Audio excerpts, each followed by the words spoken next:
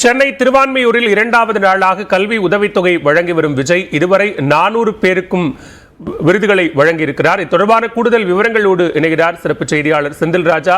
செந்தில், விவரங்களை பதிவு செய்யலாம். தற்போது வரைக்கும் எவ்வளவு மாணவர்கள் கல்வி விருது பெற்றிருக்கிறார்கள்? இன்னும் எவ்வளவு நேரம் இந்த நிகழ்ச்சி நடக்கும்?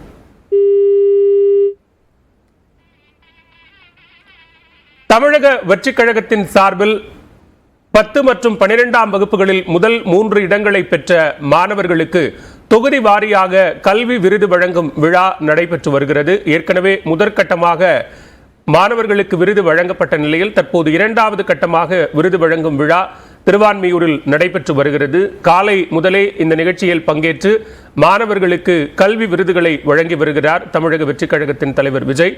இது தொடர்பான கூடுதல் விவரங்களோடு இணைகிறார்.